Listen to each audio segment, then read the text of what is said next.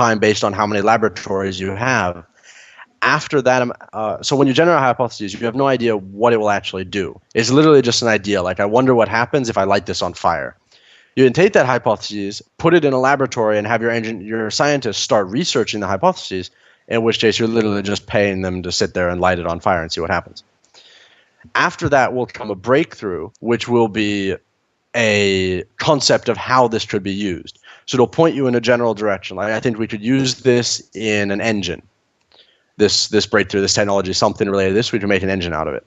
Then you continue researching it, and it'll come through with an actual prototype, which will give you the final component, what its final step will be, and you can decide if you want to complete the research of it or just scrap it at that stage. Now, what this means, because it is so random and dynamically based, if you have two players that play the game for the exact same amount of time and play the game in the exact same way, they'll both still have completely different tech from each other. And the whole system is designed so that we can add in thousands of new theories and different tech to the game each week. So no matter what, there's always an endless amount of tech in the game. You can always be unlocking more and finding more things. Cool. It's a lot of stuff. There's a lot of stuff. It's a big universe. You have to fill it with a lot of stuff. It is. And I'm filling it with stuff. Filling it with some more ships. Apparently I don't have enough materials yet on this. Oh, I didn't. I thought I had a factory on it. I see you. You think you're slick. You got like 2 ships coming up on the other side of my planet there. You're not. Someone just asked in chat, at the beginning of the game, is it better to focus on mining or mining like resources or on population? Personally, I think it's much more effective to focus on population, because your population really is your core XP in your empire. And if you don't get your population growing nicely, then it'll take the quicker you can get your population growing, the quicker you can hit that first expansion of the bell curve to really start to get your population growing, which means you can be able to support a lot more buildings on your starting planet. And once you get to that point, once the population reaches the point where it's starting to grow nicely, then you can change your focus a little bit to get in more resources and stuff like that, to start producing ships and so forth. But for the first initial, like your first initial buildings you build, personally, I think it's a bit better to focus more on like kickstarting your population growth. So I've got this spaceport, it looks like, surrounding my planet. Is that the spaceport I actually built? No, that is the market. That's the market that you built earlier on for trading with other players. Now, how that works, if you go ahead and double-click on the surface of your planet and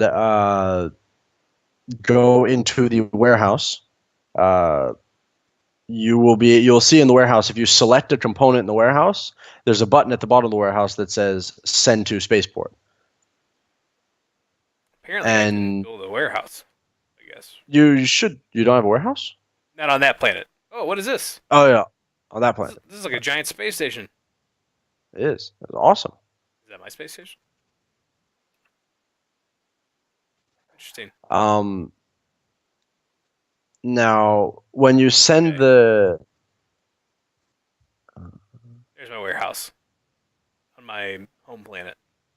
And then you said send to... Send to market, I think they call it there, or trade center. Oh, move to market. Yeah, there you go. And now, if you go back onto the interface where it has your markets, and you open up the market interface, you'll notice you'll have whatever components you just sent there. You can highlight one of them, and then at the bottom of that interface, there's like a little like cost and credits 0. That's actually a text field where you can enter whatever cost you would like to put on it, and then set for sale. And then other players can go by, see what you have for sale, and buy it from you if you gave them a good price. Cool. And now, the reason why this system is so open-ended is it supports things like what a lot of our alpha testers actually got really excited about the concept is that some players would bind, a lot of marketing players and economic players would bind together, and all of them would lock down an entire solar system, each one capture one planet in the solar system, and then market that solar system to all the other players in the galaxy. Like, if you want to buy or sell anything, come to this system. All the best market players are here. You'll be able to find anything you could ever want, and they all pay like a little percentage of their profits to fund mercenaries protecting that solar system from pirate raiders and stuff like that. So that's why the systems are all very open-ended to allow players to expand on them how they want to. All right, why don't you tell everybody about the Kickstarter real quick? So yeah, this game is currently on Kickstarter, and we're actually just in our last couple of days right now. We've met quite a few awesome stretch goals like capital ships and the Varanus race, which I'm really excited about adding in the game. And so yeah, if you're interested in the game at all and you would like to back it to get a almost like a 40% discount off the release price of the game, or even get into alpha now and a lot of other cool rewards, you should definitely check out our Kickstarter page. And yeah, help support the game, help support indie developers who bit off way more than they could chew originally. And yeah, What's your guys' website? It is novusaeterno.com. And you can also follow us on Facebook and our Twitter, where we go posting all the wonderful adventures we have in game development, all the awesome bugs we have. Yeah. And that's NOVUSAETERNO.com. For everybody wondering how that's spelled. It's actually a good point to point that out. Someone actually just asked in chat a really good question. They noticed that one of our stretch goals is for crafting and how we envision that working. Crafting is actually something we've put a lot of thought into, and we really look forward to adding in the game. And even if the stretch goal isn't reached, we will still be adding it in. We'll just only be able to add it in after full release of the game, when we can reinvest some of the profits from the game into continued development. And what we really want to do with crafting is actually have a more dynamic system that gives true value to a player who puts energy and creativity into the crafting system. So the way we envision it in our planet is kind of like a mixture of an enchanting system and like a Diablo 2 Herodric cube, where you can put a bunch of different resources together with a component and then craft the item, and it'll give you some kind of stat bonus to it, or a bonus or a debuff to it. It may make the gun a lot worse for all you know. And as you go experimenting, you'll find some really good combinations that will give really good, reliable bonuses to weapons, engine, shield, stuff like that. Now, the really important thing about this is that each one of these recipes that you discover are linked to your account. So if you give the same recipe to another player, it'll do something totally different for him. And so that means that you could actually reach the point where you come up with a way to craft a weapon so that it does plus 10 damage, and you could honestly be the only person in the entire galaxy that could actually craft that kind of weapon, making a huge value to your to your products that you can sell, as you are the only one who would be able to actually make that, until someone else figured out how to make that same recipe on their own computers, on their own accounts.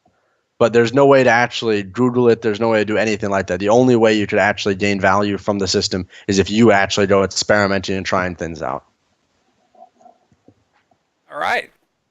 The last few minutes, anybody else got any questions real quick? Someone asked if you can terraform your home planet. Yes, you can. And yeah, you can terraform your home planet. You can terraform any planet in the game to be other types of planets, and also really epic stuff like Dyson spheres and Rin worlds and apocalypse planets that are like completely destroyed and broken into multiple segments, all sorts of stuff. Actually, it's just a little bit of time we got left here. I'm going to hunt you down. Oh, I see you actually. I was going to try attempt to hunt you down at least. I was going to try and capture that little small ice moon, and then I saw you moving on my expansion planet, so you just jumped FTL. And now I don't think it's going to end up well for either of us. No, neither one. Oh, wow, that's a lot of reinforcements. Yeah. There's no such thing as a fair fight, by the way. Just remember that. I don't know if that general ever told you that, but it is also another tenet of warfare. Always bring more guns than the other guy. Always fight to win. It is true. It is true.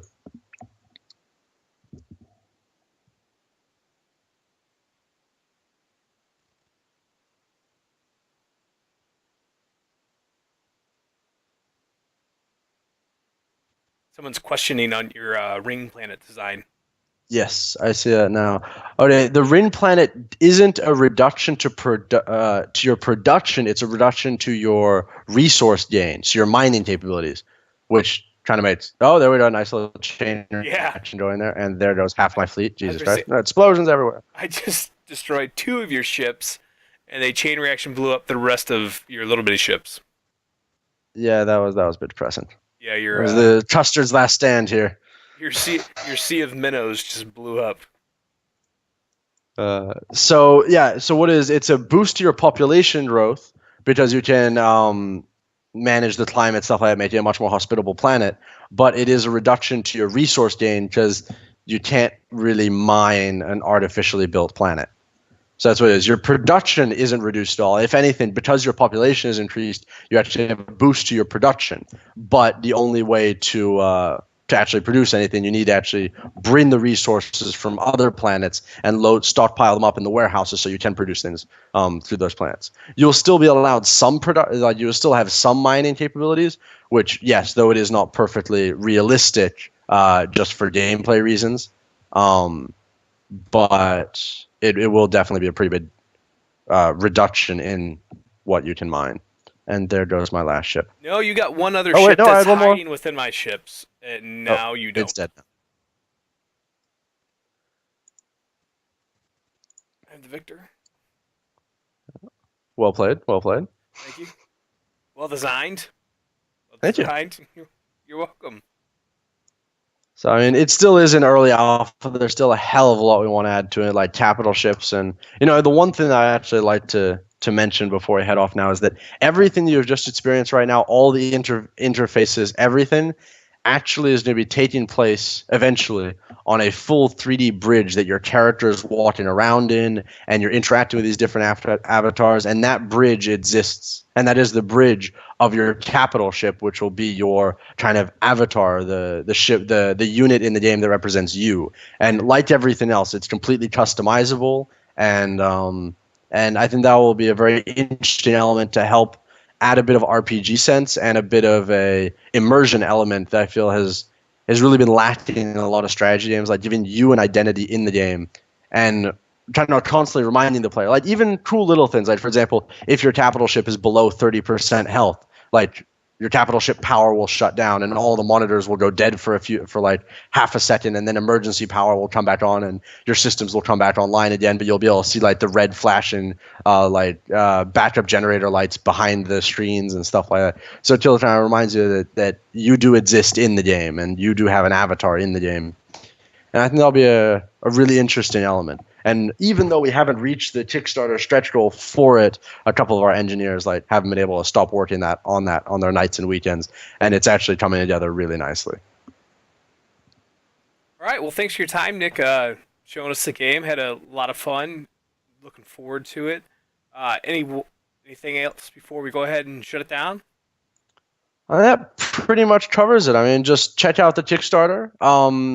Novus Aeterno, or check out our website or our Facebook or anything.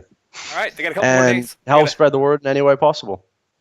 All right, well, they got a couple more days left on their Kickstarter, and you can also find them at Novus Aeterno, NOVUSAETERNO.com. I'm Rob with MMORPG.com. Make sure to keep tuning us, and we'll give you all the news and information that we have on this game and others like it. Have a great evening.